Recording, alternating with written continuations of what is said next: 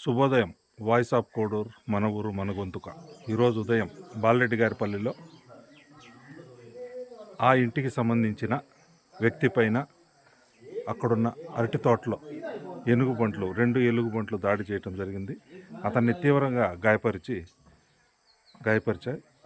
మొదటగా ప్రభుత్వ ఆసుపత్రికి పోయి ప్రథమ చికిత్స చేసుకుని తర్వాత తిరుపతి హాస్పిటల్కి తీసుకొని పోవటం జరిగింది. నేను చెప్పేది ఏంటంటే, వాయిస్ ఆఫ్ కోడూరు, మన ఊరు మన గొంతుకు తరపున ప్రతి ఒక్కరూ పొలాల్లోకి బాలరెడ్డి గారిపల్లి, ఓబులార్పల్లి మండలం, వైకోట గ్రామం, ఈ చుట్టుపక్కల పరిసర ప్రాంతాల్లో రైతులందరూ ప్రతి ఒక్కరు పొలాల్లోకి పనులు పోతుంటారు. జాగ్రత్తగా పోండి. ఒకరు పోయేదానికంటే ఇద్దరు ముగ్గురుగా పోండి. కట్లు ఏదన్నా చేతి పట్టుకొని జాగ్రత్తగా ఉండండి.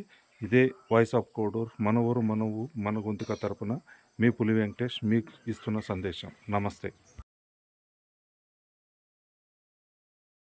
ఈరోజు ఉదయం 2 ఎలుగుబండ్లు అమర్నాథ్ రెడ్డి అనే వ్యక్తి పైన దాడి చేసిన సంఘటన ఇదే. చూడండి, ఇక్కడే దాడి చేశాయి. ఇక్కడి నుంచి ఇలాగ ఈడ్చుకొని పోయినాయి.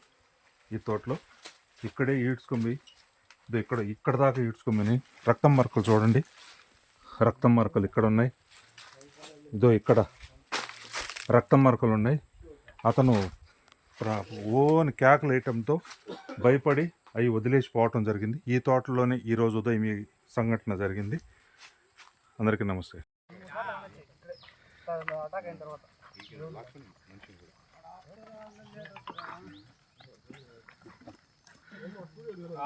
అకౌంట్ బుక్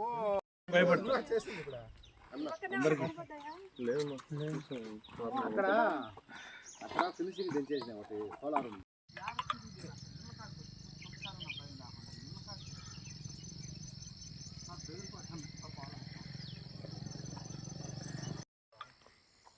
ఆపరేషన్ చేయాలా?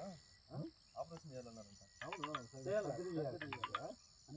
అదంతా క్లీన్ చేసేస్తాను.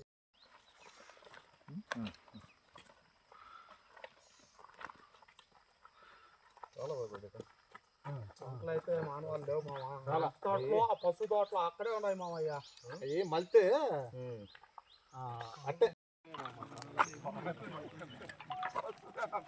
పశువులు ఆడుతూ ఏం చేస్తావా?